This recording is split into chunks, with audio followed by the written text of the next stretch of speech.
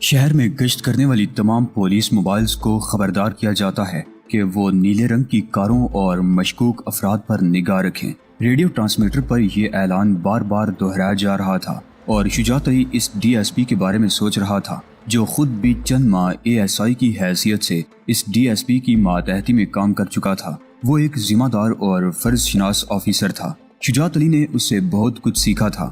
وہ ایک سخت گیر اصول پرست آفیسر اور جرائم پیشہ افراد کا بدترین دشمن تھا۔ اس کے دشمن بھی لا تعداد تھے۔ ایسے ذمہ دار اور فرض شناس پولیس آفیسر زیادہ عرصے تک زندہ نہیں رہتے، انہیں گولیوں سے چھلنی کر دیا جاتا ہے۔ سب انسپیکٹر شجاعت علی دن بھر مصروف رہا، کبھی علاقے کا گشت اور کبھی تھانہ۔ اس کے ماتحتوں نے کئی مقامات پر چیکنگ شروع کر رکھی تھی۔ شجاعت علی گشت کے دوران ان کی کارکردگی کا بھی جائزہ لے رہا تھا۔ بعض جگہوں پر مشتبہ لوگوں کو روک کر پوچھ گچھ کی جا رہی تھی، لیکن لوگوں کی کڑوی کسیلی باتیں سننے کے سوا کوئی نتیجہ نہیں نکلا تھا۔ پورے شہر کی پولیس ٹاپتی رہ گئی۔ ڈی ایس پی پر حملے میں ملوث نیلی کار اور حملہ آوروں کو سراغ نہیں ملا۔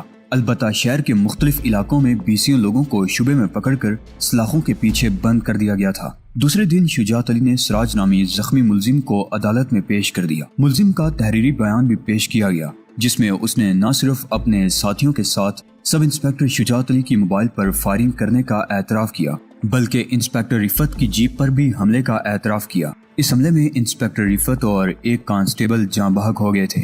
شجاعت علی نے چالان رپورٹ میں عجب خان کے گھر سے ملنے والے موبائل ٹیلی فون کے اصل مالک رائے دل نواز کے ملوث ہونے کا حوالہ دیتے ہوئے پوچھ گچھ کے لیے اسے حراست میں لینے کی استدعا بھی کی تھی۔ عدالت میں رائے دل نواز کے قابل ضمانت وارنٹ گرفتاری جاری ہو چکے تھے، لیکن اس کے صرف 2 گھنٹے بعد رائے دل نواز نے اپنی ضمانت کروا لی۔ لیکن شجاعت علی اسے آسانی سے چھوڑنے والا نہیں تھا۔ اس کے خیال میں اب موقع آ گیا تھا کہ دہشت گردوں کی سرپرستی کرنے والے اس جیسے لوگوں کا حساب کتاب برابر کر دیا جائے۔ شجاعت علی نے دوسرے ہی دن ٹھوس دلائل دیتے ہوئے رائے دل نواز کی ضمانت منسوخ کروا دی، اور جب شجاعت علی پولیس کی نفری لے کر رائے دل نواز کی گرفتاری کے لیے اس کی عالی شان کوٹھی پر پہنچا تو وہاں کی صورتحال مختلف تھی۔ رائے دل نواز کو بھی اپنی ضمانت کی منسوخی کی اطلاع مل چکی تھی۔ وہ پہلے تو ٹیلی فون پر پولیس کے اعلیٰ افسران پر دباؤ ڈالنے کی کوشش کرتا رہا، مگر جب بات نہیں بنی تو فرار کی تیاری کرنے لگا۔ سب انسپیکٹر شجاعت علی نے اس کے گرد مضبوط جال پھیلایا تھا۔ اس نے اپنے بعض افسران کو قائل کر لیا تھا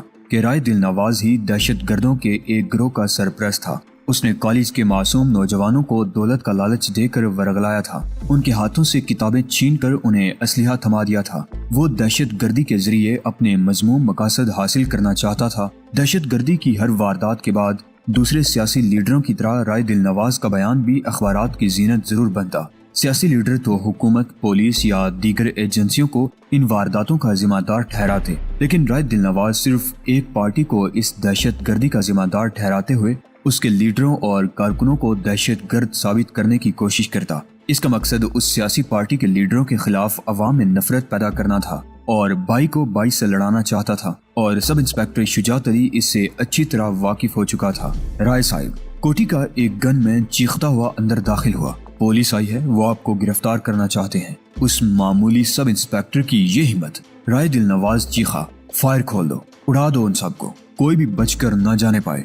کوٹھی میں رائے دل نواز کے ساتھ 4 آدمی اور تھے، ان سب کے پاس سب مشین گنیں تھیں۔ وہ پوزیشن سنبھال کر پولیس پر فائرنگ کرنے لگے۔ شجاعت علی نے بھی جوابی کارروائی کا حکم دے دیا۔ اس کے ساتھ اے ایس آئی شاہد کے علاوہ ایک ہیڈ کانسٹیبل اور 10 کانسٹیبل تھے۔ کوٹھی سے فائرنگ میں پہل کی گئی تھی۔ 2 کانسٹیبل پہلے ہی باڑ میں زخمی ہو گئے۔ شاہد، شجاعت علی چیخا، 2-3 آدمیوں کو لے کر دائیں طرف والی کوٹھی کی چھت پر پہنچ جاؤ، اور رحمت خان تم بائیں طرف سے اٹیک کرو، گھیر لو کوٹھی کو۔ فائرنگ میں شدت آ گئی، ایک کانسٹیبل جاں بحق ہو گیا۔ شجاعت علی نے اپنے ماتحتوں کو نئے احکامات جاری کیے۔ کچھ ہی دیر بعد اندر سے 2 آدمیوں کے چیخنے کی آوازیں سنائی دی۔ سر وہ فرار ہو رہا ہے۔ اے ایس آئی شاہد کی آواز سن کر شجاعت علی چونک گیا۔ وہ پچھلے گیٹ سے پیجیرو میں نکل گیا ہے۔ شاہد نے چیخ کر کہا، میرے ساتھ آؤ۔ شجاعت علی چیختا ہوا جیپ کی طرف دوڑا۔ 2 کانسٹیبل بھی اس کے ساتھ تھے۔ شاہد، اسٹیئرنگ سنبھالو، شجاعت علی نے جیپ پر سوار ہوتے ہوئے کہا، اور پھر اپنے ماتحتوں کو چیخ کر حکم دیا کہ وہ کوٹھی پر فائرنگ جاری رکھیں۔ جیپ تیزی سے گھوم کر کوٹھی کی پہلی گلی میں آ گئی۔ رائے دل نواز کی پیجیرو گلی کے اگلے موڑ پر گھوم رہی تھی۔ شاہد علی نے جیپ کی رفتار بڑھا دی۔ اس کے ساتھ ہی شجاعت علی نے سیٹ پر باہر کی طرف جھک کر فائر کیا تھا، مگر پیجیرو مڑ چکی تھی۔ جیپ جلد ہی دوسری سڑک پر آ گئی۔ پیجیرو تقریباً 200 گز آگے نکل چکی تھی۔ اور اس سے بھی فائرنگ کی جا رہی تھی۔ شجاعت علی کے ہاتھ میں آٹومیٹک رائفل تھی۔ وہ پجیرو پر مسلسل فائرنگ کر رہا تھا۔ کھلی چھت والی جیپ کے پچھلے حصے پر کھڑے دونوں کانسٹیبل بھی فائرنگ کر رہے تھے۔ ASI شاہد جیپ کو سڑک پر لہراتے ہوئے اس کی رفتار بڑھاتا جا رہا تھا۔ پجیرو سے چلائی جانے والی ایک گولی شاہد اور شجاعت علی کے درمیان ونڈ سکرین توڑتی ہوئی نکل گئی۔ ایک لمحہ کو اسٹیئرنگ پر شاہد کی گرفت ڈھیلی ہوئی تھی، لیکن پھر وہ فوراً ہی سنبھل گیا۔ دفعتاً فضا میں ایک زوردار دھماکہ ہوا۔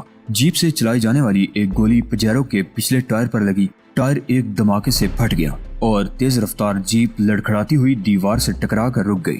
صرف 2 سیکنڈ بعد جیپ بریکوں کی تیز چرچراہٹ کی آواز کے ساتھ پجیرو سے چند گز کے فاصلے پر رکی۔ شجاعت علی اور اس کے ماتحت جیپ سے اتر کر اس کی طرف دوڑے۔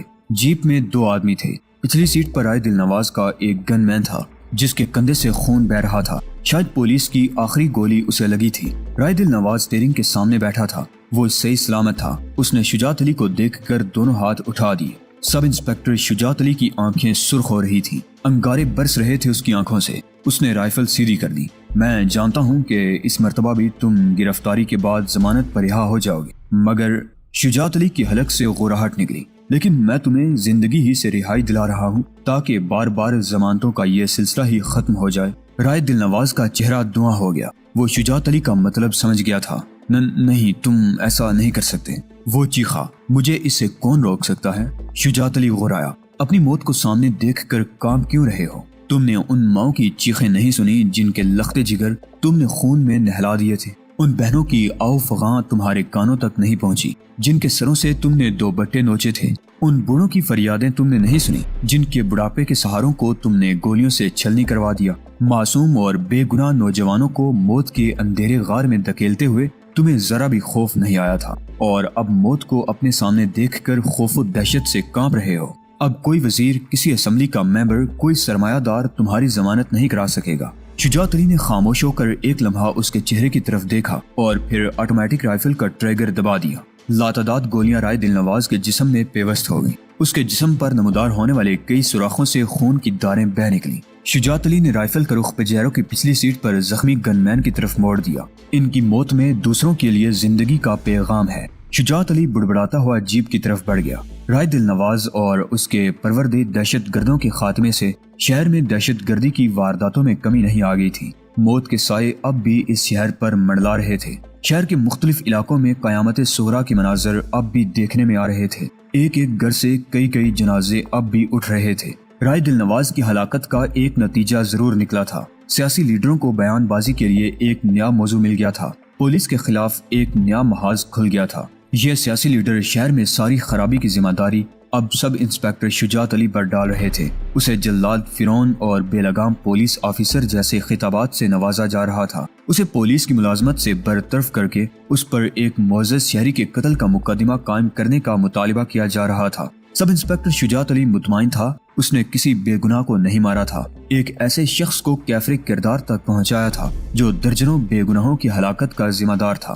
وہ 2 مرتبہ گرفتار ہوا تھا اور دونوں مرتبہ ضمانت پر رہا ہو گیا تھا۔ اسے یقین تھا کہ تیسری مرتبہ گرفتاری کے بعد وہ پھر اپنی ضمانت کروا لیتا اور 2-3 دن کے بعد ہی باعزت بری ہو جاتا۔ قانون میں بڑی لچک تھی اور اس جیسے با اثر معزز لوگوں کے لیے تو قانون میں مزید لچک پیدا ہو جاتی تھی۔ سب انسپیکٹر شجاعت علی سیاسی لیڈروں کے دھواں بیانات کا مقابلہ کرتا رہا۔ اس نے اپنے افسران کو مطمئن کر دیا تھا کہ رائے دل نواز دہشت گردوں کے اس گروہ کا سرپرست تھا اور اپنے مذموم مقاصد کے لیے دہشت گردی کی وارداتیں کروا رہا تھا۔ رائے دل نواز کی کوٹھی سے اس کے فرار کے بعد 2 آدمی زندہ پکڑے گئے تھے۔ ان میں ایک زخمی تھا اور دوسرے نے اپنے آپ کو سرنڈر کر دیا تھا۔ ان دونوں نے دہشت گردی کی بہت سی وارداتوں کا اعتراف کیا۔ ان میں ایک وہ نوجوان تھا جس نے مسجد میں نمازیوں پر فائرنگ میں حصہ لیا تھا۔ یہ وہی نوجوان تھا جو فائرنگ سے 1 ہفتہ پہلے باقاعدگی سے مسجد میں آتا رہا تھا۔ شجاعت علی کے خیال میں اب وقت آ گیا تھا کہ رائے دل نواز کے بارے میں عوام کو حقائق سے آگاہ کیا جائے۔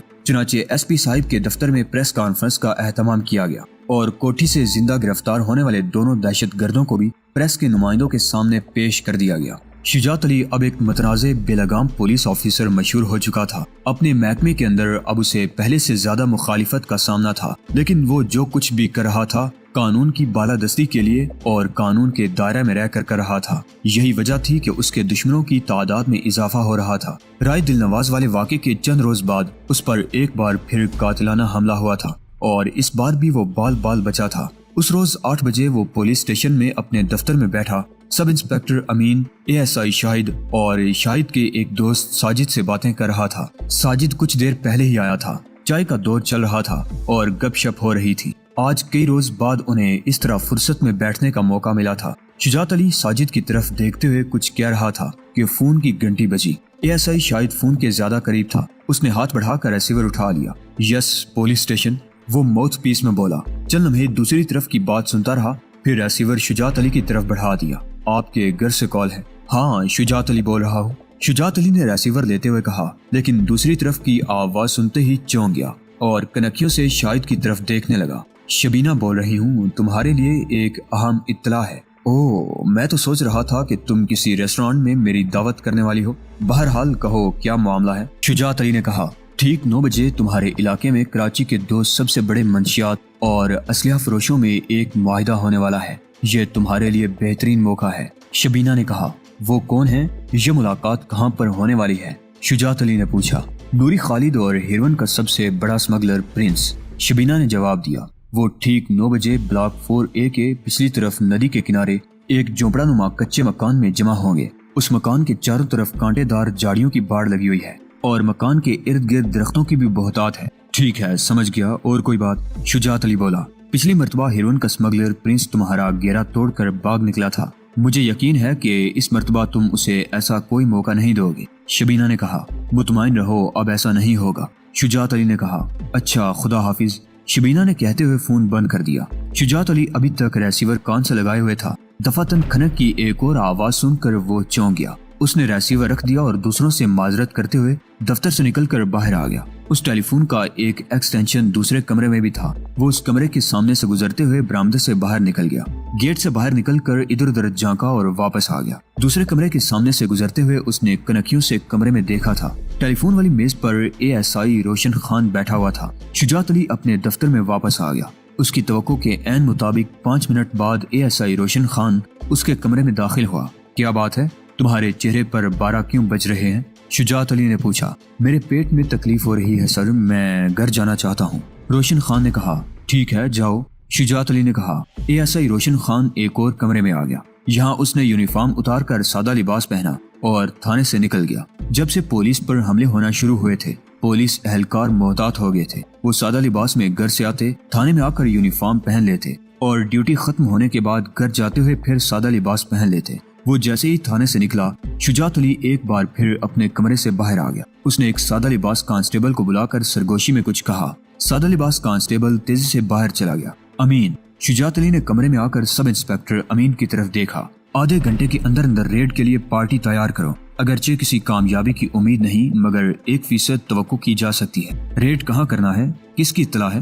امین نے چونک کر اس کی طرف دیکھا۔ یہ فون کال میرے گھر سے نہیں تھی، مخبر نے ایک اہم اطلاع دی ہے۔ بلاک 4A کے پچھلی طرف ایک کچا مکان، 6 مسلح کانسٹیبل کافی ہوں گے۔ شاہد تم بھی چلو، ہری اپ، شجاعت علی نے کہا۔ سب انسپیکٹر امین اور ASI شاہد فوراً ہی کمرے سے نکل گئے۔ آدھے گھنٹے میں چھاپہ مار پارٹی تیار ہو گئی۔ وہ روانہ ہونے ہی والے تھے کہ سادہ لباس کانسٹیبل واپس آ گیا۔ وہ کچھ دیر تک شجاعت علی سے سرگوشیاں کرتا رہا، پھر شجاعت علی امین اور شاہد کے ساتھ جیپ میں سوار ہو گیا۔ جیپ کی حرکت میں آتے ہی مسلح کانسٹیبلوں کی موبائل بھی اس کے پیچھے چل پڑی۔ ان کا رخ بلاک 4A کی طرف تھا۔ پرنس جمشید جب بلاک 4A میں واقع ایک پرائیویٹ سکول کی عمارت کے سامنے ٹیکسی سے اترا تو 9 بجنے میں 15 منٹ تھے۔ ٹیکسی کا کرایہ ادا کرنے کے بعد وہ سامنے والی گلی میں داخل ہو گیا۔ رات کا ابتدائی حصہ تھا۔ اس وقت عام طور پر بچے اپنے گھروں کے سامنے گلیوں میں کھیلتے ہوئے نظر آیا کرتے تھے۔ بڑی عمر کے لوگ بھی گھروں کے سامنے کرسیوں پر یا لان میں گھاس پر بیٹھے خوش گپیاں کیا کرتے تھے۔ لیکن آج گلیوں میں سناٹا تھا۔ نہ کسی گلی میں بچے کھیلتے ہوئے دکھائی دے رہے تھے اور نہ ہی گھروں کے سامنے کرسیوں پر بیٹھ کر باتوں میں وقت گزارنے والے بزرگ نظر آ رہے تھے۔ سب لوگ اپنے اپنے گھروں میں بند تھے۔ کئی ماہ سے جاری دہشت گردی کی وارداتوں نے شہر کی رونقوں کو نگل لیا تھا۔ پرنس مختلف گلیوں سے ہوتا ہوا اس جگہ پہنچ گیا جہاں بنگلے ختم ہو گئے تھے۔ سب سے آخری رو میں تھوڑے تھوڑے فاصلے پر 2-3 بنگلے زیر تعمیر تھے اور ان سے آگے چھوٹی چھوٹی جھاڑیوں کا سلسلہ شروع ہو جاتا تھا جو گندے نالے تک چلا گیا تھا۔ گندے نالے جسے عام طور پر ندی کہا جاتا ہے سے ذرا پہلے درختوں کے جھنڈ میں وہ کچا مکان تھا جہاں پرنس کو جانا تھا۔ اس مکان کے چاروں طرف خاصی وسیع و ریز جگہ چھوڑ کر خشک کانٹے دار جھاڑیوں کی اونچی باڑ تھی۔ آمد و رفت کے لیے کچھ جگہ چھوڑ دی گئی تھی۔ وہ کچا مکان تھا لیکن وہاں تک بجلی کی لائن موجود تھی۔ مکان کی ایک کھڑکی سے ٹیوب لائٹ کی روشنی جھلکتی ہوئی دکھائی دے رہی تھی۔ پرنس آخر میں واقع زیر تعمیر بنگلے کے قریب ایک لمحے کو رکا اور مکان کی طرف دیکھنے لگا۔ مکان میں بظاہر کسی قسم کی سرگرمی دکھائی نہیں دے رہی تھی، لیکن روشنی کسی کی موجودگی کا پتہ دے رہی تھی۔ اس نے پتلون کی دائیں جیب پر ہاتھ پھیر کر پستول کی موجودگی کا احساس کیا۔ اس کی پچھلی جیب میں موٹر سائیکل کا کلچ وائر بھی موجود تھا۔ یہ اس کا خاص ہتھیار تھا اور اس نے ہمیشہ اس کا ساتھ دیا تھا۔ وہ چند لمحے وہاں کھڑا رہا، پھر نپے تلے قدم اٹھاتا ہوا مکان کی طرف بڑھنے لگا۔ اس مکان میں اس کی ملاقات ہیروئن اور اسلحہ کے سب سے بڑے اسمگلر نوری خالد سے ہونے والی تھی۔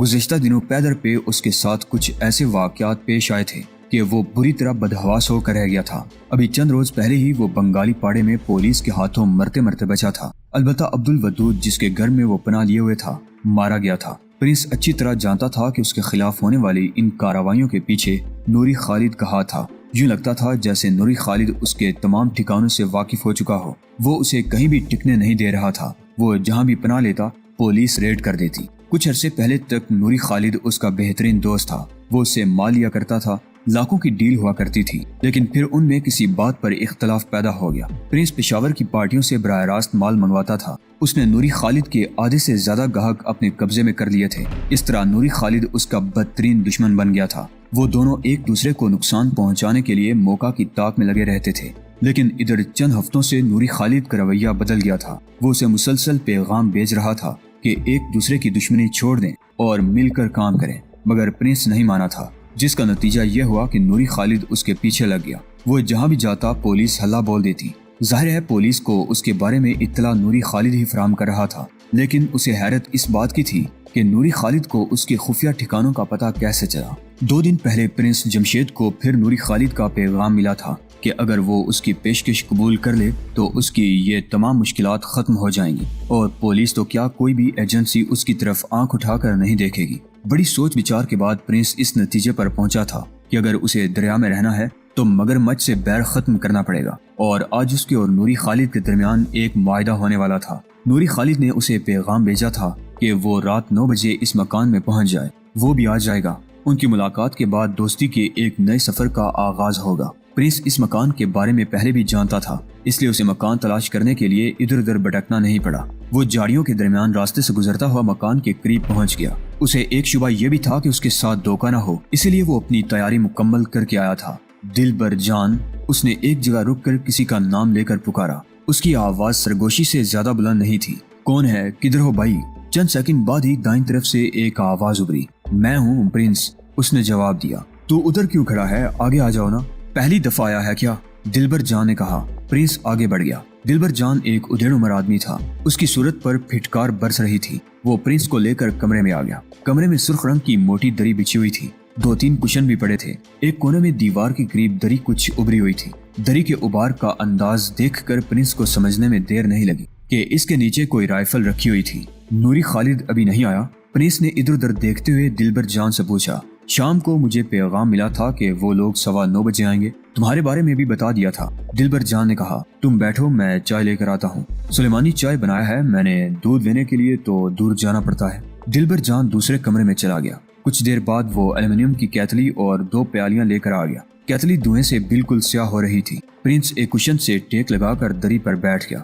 دلبر جان نے پیالیوں میں چائے انڈیل کر ایک پیالی اس کی طرف بڑھا دی۔ پرنس نے اس وقت تک پیالی نہیں اٹھائی تھی جب تک دلبر نے اپنی پیالی سے 2-3 گھونٹ نہیں بھر لیے تھے۔ وہ بھی چائے پی رہے تھے کہ باہر کچھ فاصلے پر کسی گاڑی کے رکنے کی آواز سنائی دی۔ پرنس گاڑی کی آواز سن کر چونکا تھا۔ پولیس موبائل کے انجن کی آواز صاف پہچانی جا سکتی تھی۔ شاید وہ لوگ آ گیا ہے، دلبر جان پیالی دری پر رکھتے ہوئے بولا، لیکن یہ آواز تو پولیس موبائل کی ہے۔ پرنس بولا، نہیں، ایک دن میں بھی دھوکہ کھا گیا تھا۔ دلبر جان بولا، صاحب آج کل بڑی مرسیڈیز استعمال کر رہا ہے، اس کی آواز بھی ایسی ہی ہے، میں دیکھتا ہوں۔ دلبر جان باہر نکل گیا، لیکن اس کی واپسی میں چند منٹ سے زیادہ نہیں لگے تھے۔ وہ بری طرح بدحواس ہو رہا تھا۔